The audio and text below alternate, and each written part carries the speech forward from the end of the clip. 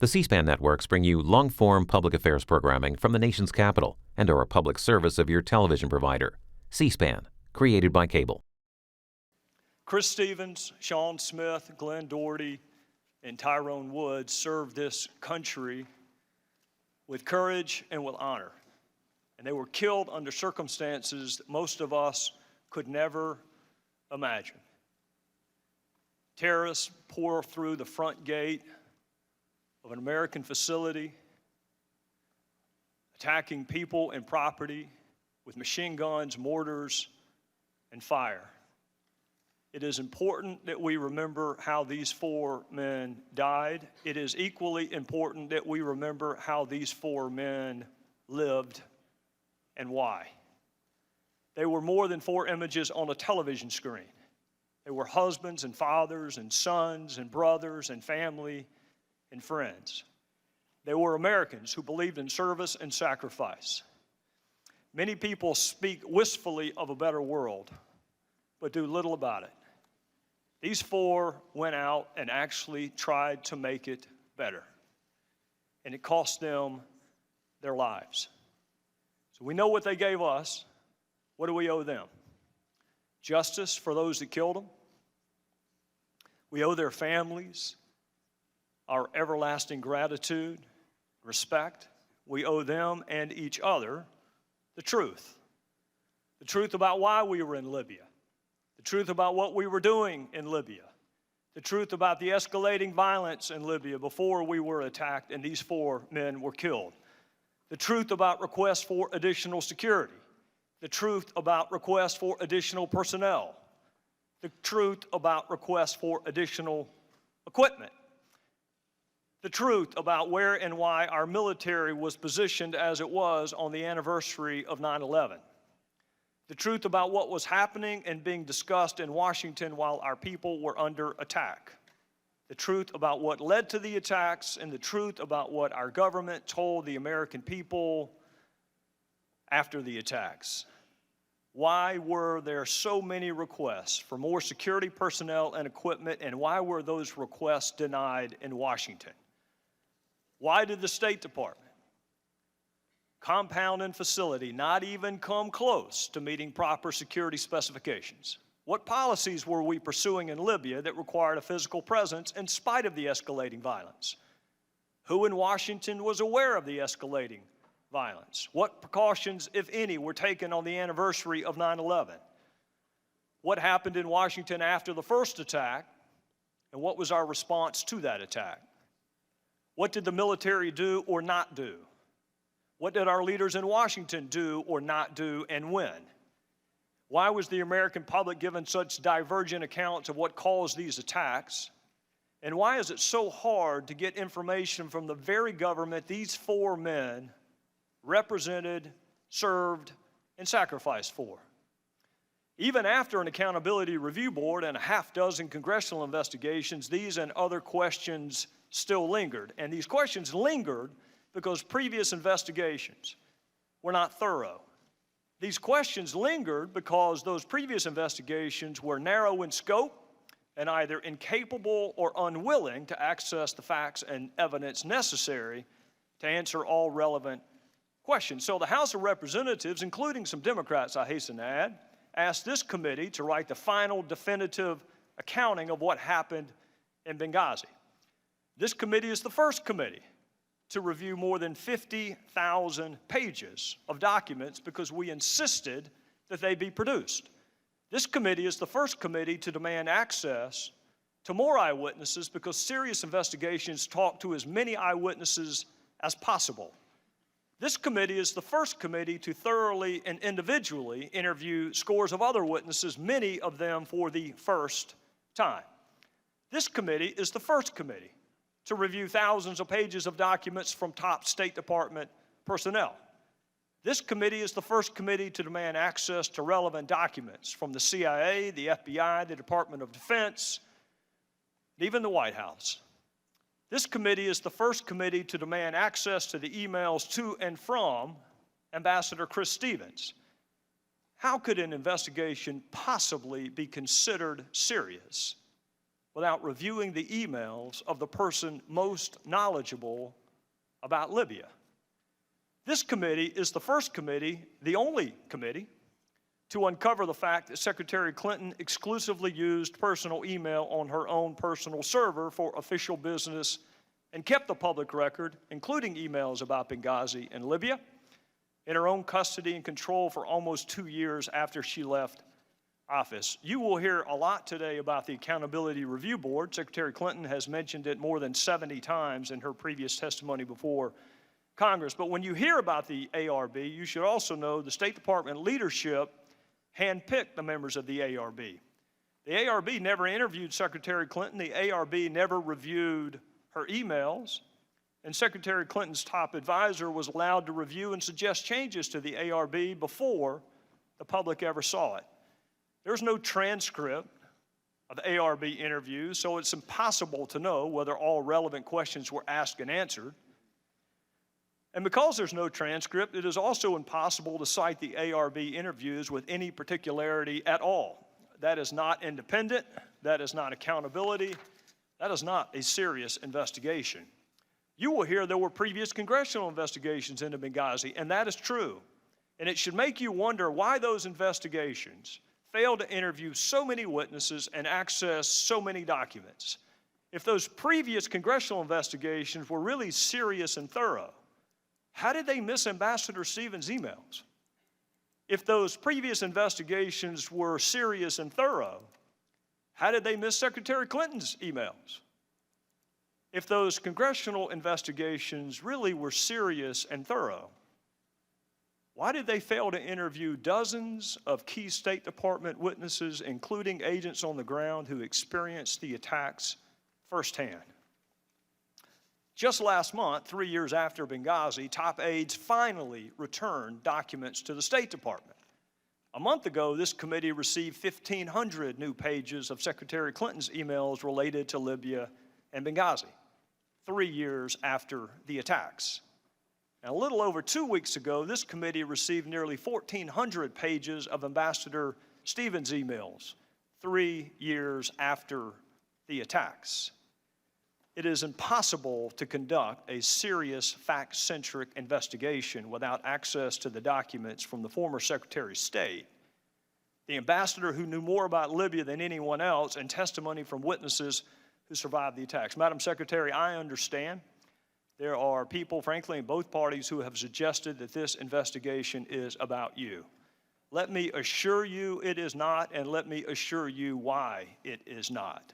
This investigation is about 4 people who were killed representing our country on foreign soil. It is about what happened before, during, and after the attacks that killed them. It is about what this country owes to those who risk their lives to serve it. And it is about the fundamental obligation of government to tell the truth, always, to the people that it purports to represent. Madam Secretary, not a single member of this committee signed up to investigate you or your email. We signed up to investigate and therefore honor the lives of 4 people that we sent into a dangerous country to represent us, and to do everything we can to prevent it from happening to others. Our committee has interviewed 100 witnesses. Not a single one of them has been named Clinton until today. You were the Secretary of State for this country at all relevant times. So of course the committee is going to want to talk to you. You are an important witness. You are one important witness among 100 important witnesses. And I do understand you wanted to come sooner than today, so let me be clear why that did not happen. You had an unusual email arrangement, which meant the State Department could not produce your emails to us. You made exclusive use of personal email and a personal server. And when you left the State Department, you kept the public record to yourself for almost 2 years. And it was you and your attorneys who decided what to return and what to delete. Those decisions were your decisions, not our decisions. It was only in March of this year we learned of this email arrangement, and since we learned of this email arrangement, we have interviewed dozens of witnesses, only one of whom was solely related to your email arrangement. And that was the shortest interview of all, because that witness invoked his Fifth Amendment privilege against incrimination. Making sure the public record is complete is what serious investigations do, so it was important and remains important that this committee have access to all of Ambassador Stevens' emails, the emails of other senior leaders and witnesses, and it is important to gain access to all of your emails, Madam Secretary. Your emails are no less or no more important than the emails of anyone else.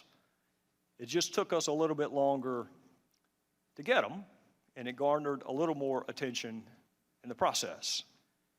I want you to take note during this hearing how many times congressional Democrats call on this administration to make long-awaited documents available to us. They won't. Take note of how many witnesses congressional Democrats ask us to schedule for interview. They won't. We would be much closer to finding out what happened and writing the final definitive report if Democrats on this committee had helped us just a little bit pursue the facts. But if the Democrats on this committee had their way, dozens of witnesses never would have been interviewed. Your public record would still be private. Thousands of documents never would have been accessed. And we wouldn't have the emails of our own ambassador. That may be smart politics, but it is a lousy way to run a serious investigation. There are certain characteristics that make our country unique in the annals of history. We are the greatest experiment in self-governance the world has ever known. And part of that self-governance comes self-scrutiny, even of the highest officials. Our country is strong enough to handle the truth, and our fellow citizens expect us to pursue the truth wherever the facts take us. So this committee is going to do what we pledged to do and what should have been done, frankly, a long time ago, which is interview all relevant witnesses, examine all relevant evidence, and access all relevant documents. And we're going to pursue the truth in a manner worthy of the memory of the 4 people who lost their lives and worthy of the respect of our fellow citizens. And we are going to write that final definitive accounting of what happened in Benghazi. And we would like to do it with your help and the help of our Democrat colleagues, but make no mistake, we are going to do it nonetheless. Because understanding what happened in Benghazi goes to the heart of who we are as a country and the promises we make to those that we send into harm's way. They deserve the truth. They deserve the whole truth. They deserve nothing but the truth. The people we work for deserve the truth. The friends and family of the 4 who lost their lives deserve the truth. We're going to find the truth because there is no statute of limitations on the truth. With that, I would recognize my friend from Maryland.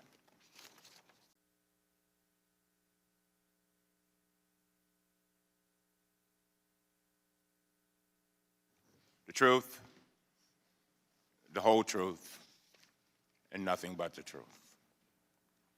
The truth, the whole truth, and nothing but the truth. Madam Secretary, I want to thank you very much for being here today to testify before Congress on this very important issue. This is your 3rd time. This week, our chairman, Mr. Gowdy, was interviewed in a lengthy media profile. During his interview, he complained that he was, and I quote, he has an impossible job. That's what the chairman said, impossible job.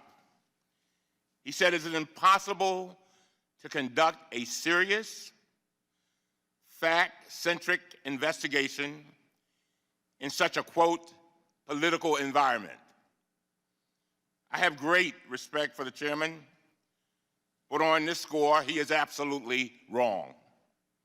In fact, it has been done by his own Republican colleagues in the House on this very issue Benghazi, the Republican chairman of the House Intelligence Committee conducted an extensive, bipartisan, 2-year investigation and issued a detailed report.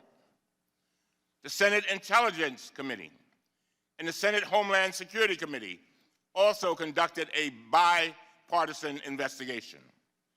Those bipartisan efforts respected and honored the memories of the 4 brave Americans who gave their lives in Benghazi. Ambassador Chris Stevens, Sean Smith, Tyrone Woods, and Glenn Doherty. The problem is that the Republican caucus did not like the answers they got from those investigations. So they set up this select committee with no rules, no deadline, and an unlimited budget. And they set them loose, Madam Secretary, because you're running for president. Clearly, it is possible to conduct a serious bipartisan investigation. What is impossible is for any reasonable person to continue denying that Republicans are squandering millions of taxpayer dollars on this abusive effort to derail Secretary Clinton's presidential campaign. In the chairman's interview, he tried to defend against this criticism by attempting to cast himself as the victim. And he complained about attacks on the credibility of the Select Committee. His argument would be more compelling if Republicans weren't leading the charge. As we all know, Representative Kevin McCarthy, Speaker Boehner's second-in-command and the chairman's close friend, admitted that they established the Select Committee to drive down Secretary Clinton's poll numbers. Democrats didn't say that. The second-in-command in the House said that, a Republican. Republican Congressman Richard Hanna said the Select Committee was, quote, designed to go after Secretary Clinton. And one of the chairman's own hand-picked investigators, a self-proclaimed conservative Republican, charged that he was fired in part for not going along with these plans to, quote, hyper-focus on Hillary Clinton, end of quote. These stark admissions reflect exactly what we have seen inside the Select Committee for the past year. Let's just take a look at the facts. Since January, Republicans have canceled every single hearing on our schedule for the entire year, except for this one, Secretary Clinton. They also canceled numerous interviews that they had planned with the Defense Department and the CIA officials. Instead of doing that, they said what they were going to do. Republicans zeroed in on Secretary Clinton, her speechwriters, her IT staffers, and her campaign officials. This is what the Republicans did, not the Democrats. When Speaker Boehner established this Select Committee, he justified it by arguing that it would, quote, cross jurisdictional lines. I assume he meant we would focus on more than just Secretary of State. But Madam Secretary, you're sitting there by yourself. The Secretary of Defense is not on your left. The Director of the CIA is not on your right. That's because Republicans abandoned their own plans to question those top officials. So instead of being cross-jurisdictional, Republicans just crossed them off the list. Last weekend, the chairman told the Republican colleagues to shut up and stop talking about the Select Committee. What I want to know is this, and this is a key question. Why tell the Republicans to shut up when they are telling the truth, but not when they are attacking Secretary Clinton with reckless accusations that are demonstrably false? Why not tell them to shut up then? Carly Fiorina has said that Secretary Clinton has blood on her hands. Mike Huckabee accused her of ignoring the warning calls from dying Americans in Benghazi. Senator Rand Paul said Benghazi was a 3 a.m. phone call that she never picked up. And Senator Lindsey Graham tweeted, "Where the hell were you on the night of the Benghazi attack?" Everyone on this panel knows these accusations are baseless, from our own investigation and all those before it. Yet, Republican members of this select committee remain silent.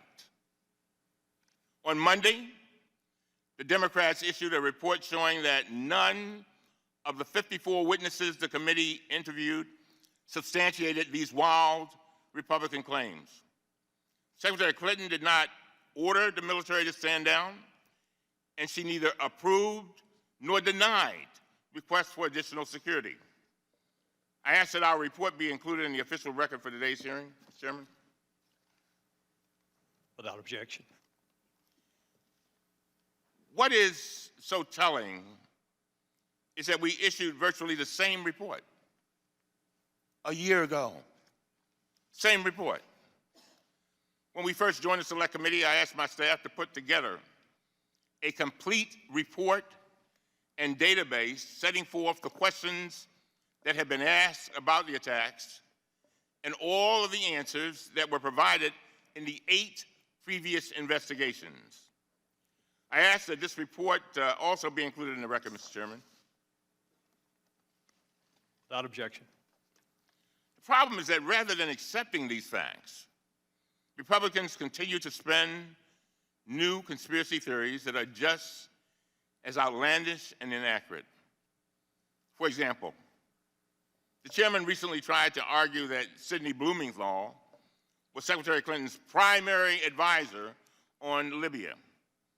And this past Sunday, Representative Pompeo claimed on national television that Secretary Clinton relied on Sidney Blumenthal for most of her intelligence on Libya.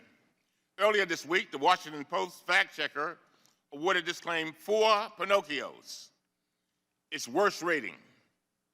Here's the bottom line. The Select Committee has spent 17 months and $4.7 million of taxpayer money. We've held 4 hearings and conducted 54 interviews and depositions. Yes, we have received some new emails from Secretary Clinton, Ambassador Stevens, and others. And yes, we have conducted some new interviews. But these documents and interviews do not show any nefarious activity. In fact, it's just the opposite. The new information we have obtained confirms and corroborates the core facts we already knew from 8 previous investigations. They provide more detail, but they do not change the basic conclusions. It is time now for the Republicans to end this taxpayer-funded fishing expedition. We need to come together and shift from politics to policy. That's what the American people want, shifting from politics to policy. We need to finally make good on our promises to the families. And the families only asked us to do 3 things. 1, do not make this a political football.